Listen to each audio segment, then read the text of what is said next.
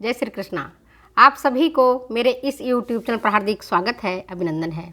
प्यारे बच्चों, आज मैं अल्पता से उत्पन्न रोग, diseases due to deficiency of nutrition, पोषण न्यूनता जनित रोग के बारे में बता रही हूँ, जो कि आपके टीजीटी के कोर्स में है। देखने में तो टीजीटी का कोर्स बड़ा ही सरल लगता है, सीधा लगता है, लेकिन वास्तव में इतना सीधा है भी नहीं। तो सबसे पहले आज हम diseases due to deficiency of nutrition या माल न्यूट्रिशन के बारे में हम चर्चा करेंगे। अल्पता के रोग कौन कौन से होते हैं, कौन कौन सी न्यूट्रिशन है, जैसे कैलोरी, प्रोटीन, इनकी कमी से उत्पन्न रोग, इसको हम कहते हैं प्रोटीन कैलोरी कुपोषण, खास करके छोटे बालकों में होता है।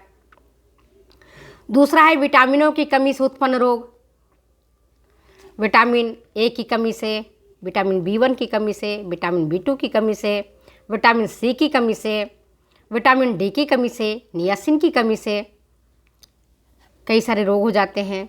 उसके बाद मिनरल्स की कमी से उत्पन्न रोग, मिनरल्स में कौन कौन से, जैसे iron, iodine, copper, calcium, phosphorus, zinc, इन सब की कमी से भी हमारे कई प्रकार के रोग उत्पन्न हो जाते हैं। सबसे पहले हम देखते हैं diseases due to malnutrition. जब कभी भी कुपोषण से उत्पन्न रोग होता है तो सबसे पहले उसके कुछ लक्षण उभर जाते हैं। फिजिकल इफेक्ट पड़ता है, मेंटल इफेक्ट पड़ता है, सोशल इफेक्ट पड़ता है, इंटेलेक्चुअल इफेक्ट पड़ता है। शारीरिक हम सब देखते हैं, शारीरिक में कौन सा आता है, बाहरी जो शरीर में दिखाई पड़ता है उसको हम शारीरिक रूप से देखते हैं। उनके मुंह, बाल, त्वचा, हाथ पैर, इन पे इफेक्ट पड़ता है ना। इसके बाद फिजियोलॉजिकल, नींद नहीं आना, उठने बैठने में दिक्कत होना, थकान हो जाना, ये सारी फिजियोलॉजिकल में आता है। मेंटल, मानसिक रूप से कमज़ोर हो जाना, मानसिक रूप से पढ़ने लिखने में दिमाग नहीं लगना। सोशल में सामाजिक तौर पर जब हम कुपोषण के शिकार होते हैं तो हमारा समाज में उठना बैठना, बातचीत करना, ये सब काफ़ी प्रभावित होता है। लर्निंग कैपेसिटी कम हो जाती है। 2 से 3 वर्ष के जो बालक में आप देखते हो, उनकी मेंटल डेवलपमेंट उस दौरान बहुत ज़्यादा होता है। न्यूरॉन्स का डेवलपमेंट उसी दौरान सबसे ज़्यादा होता है, 2 से 3 वर्ष की अवस्था में। और अगर उसी समय बच्चों के आहार में न्यूट्रिशन की कमी होती है तो इसका इम्पैक्ट उसके मेंटल डेवलपमेंट में पड़ता है, क्योंकि न्यूरॉन्स का यही सही समय होता है जब सर्वाधिक डेवलपमेंट होता है। तो ये सारी चीज़ मैंने आपको बताया। जैसे कि अपनी टीजीटी का एक कोर्स था अल्पता के रोग, तो अल्पता के रोग में बहुत सारे न्यूट्रिशन हैं और उन न्यूट्रिशन की कमी अगर हो जाती है हमारी बॉडी में, हमारे आहार के माध्यम से अगर वो पर्याप्त मात्रा में नहीं मिलता है तो हमें बीमारी हो जाती है। बालकों को बीमारी, जिस किसी व्यक्ति के आहार में कमी होती है तो उसको वो लक्षण उसमें दिखाई पड़ने लगते हैं। तो अब एक एक करके आज हम चर्चा करते हैं प्रोटीन कैलोरी कुपोषण के बारे में। तो प्रोटीन कैलोरी कुपोषण खास करके छोटे बालकों में अधिक देखने को मिलता है। क्वाशियरकोर और मेरास्मस, ये 2 प्रोटीन कैलोरी कुपोषण के डिजीज हैं। कौन कौन से प्रोटीन कैलोरी के 2 हैं, खास करके क्वाशियरकोर और मेरास्मस। क्वाशियरकोर तब होता है जब बालकों के आहार में पर्याप्त मात्रा में कैलोरी देने वाला भोजन उपलब्ध रहता है, मतलब न्यूट्रिशन रहता है कैलोरी वाला। जैसे कार्बोहाइड्रेट तो उनको खाने को खूब अच्छा मिलता है, लेकिन जब उनके आहार में प्रोटीन नहीं रहता है तब इसको हम कहते हैं क्वाशियरकोर, उस डिजीज को। इस स्थिति में ये जो क्वाशियरकोर डिजीज है, क्वाशियरकोर एक अफ्रीकन वर्ड है। अफ्रीका के बच्चों में ज़्यादातर की बीमारी देखने को मिलती है। अफ्रीकन क्या करते हैं, अपने बच्चों को चावल भून करके उसके हलवा बना के खिला देते हैं, या चावल का भात वगैरह खिलाते हैं, चावल का ही व्यंजन बना के खिलाते हैं। वैसी स्थिति में बालकों के आहार में कार्बोहाइड्रेट की पर्याप्तता रहती है, मगर प्रोटीन की अपर्याप्त मात्रा में प्रोटीन रहता है। तब उनको क्वाशियोकोर हो जाता है, खास करके 1 से 4 वर्ष के बालकों में।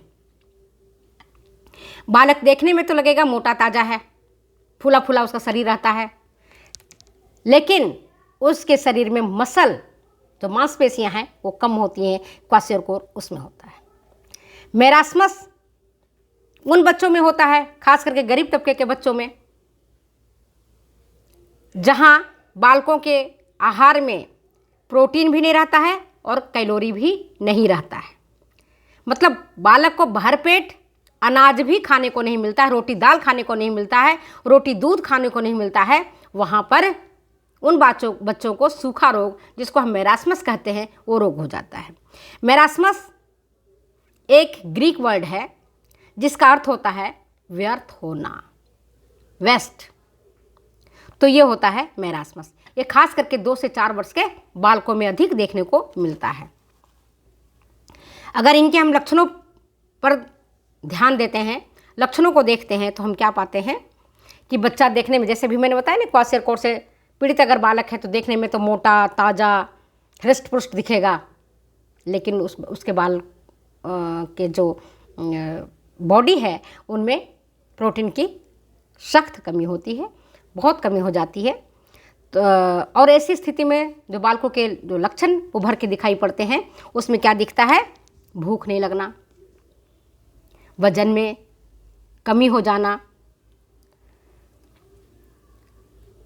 कब्ज हो जाना, कई बार अतिसार होना, डायरिया हो जाना बच्चों को, बार बार दस्त लगना, मांसपेशियां उनके शरीर में होती नहीं है, मांसपेशियों का क्षय हो जाना, दांत की संरचना और बनावट में खराबी आ जाना। दांतों के निर्माण के लिए क्या चाहिए? कैल्शियम और फास्फोरस। जब उनके आहार में कैल्शियम और फास्फोरस नहीं मिलता है तो दांतों के बनावट में भी एक जैसे दांत मोती की तरह सजे हुए नहीं रहते हैं, बल्कि उखड़ खाबड़, कोई दांत आगे रहता है, कोई पीछे रहता है, किसी में डबल दांत हो जाता है, कहीं पर दांत अपनी जो उनकी वास्तविक संरचना होती है वो संरचना उनके पास नहीं रह पाती है। और क्या दिखाई पड़ता है? चंद्राकृति मुंह हो जाता है, चंद्रमा के समान। हाथ पैरों की जो पतले पतले हाथ पैर होते हैं, और पेट जो होता है हांडी की तरह निकला हुआ रहता है, छाती भीतर की तरह धंसा हुआ रहता है। त्वचा जो उनकी होती है, उनकी जो स्किन होती है उसमें लश्चर बिल्कुल नहीं होता है। त्वचा उनकी कांतिहीन होती है, चमकहीन होती है, ड्राई होती है, सूखी त्वचा होती है। बाल भी उनके, बालों में भी परिवर्तन देखने को मिलता है, बाल भी उनके रूखे सूखे और बेजान होते हैं।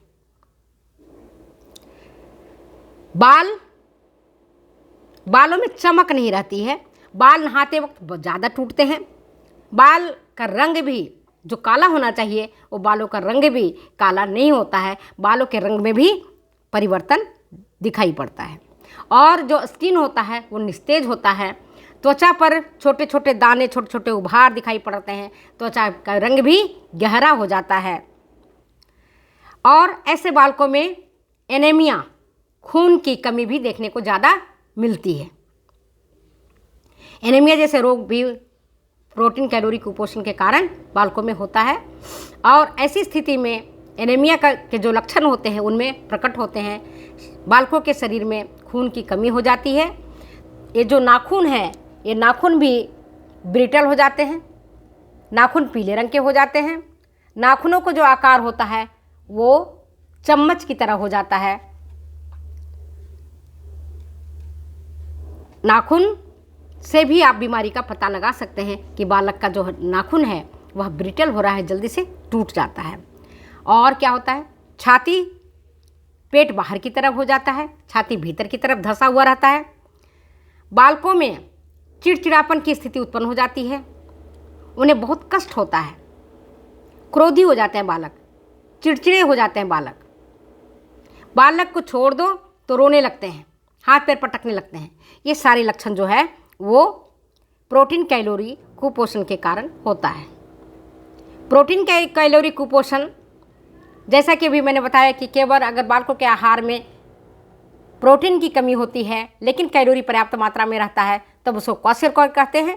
और जब बालकों के आहार में दोनों ही पोषक तत्वों की कमी होती है, कैलोरी और प्रोटीन, तब उनको मेरास्मस नामक रोग हो जाता है।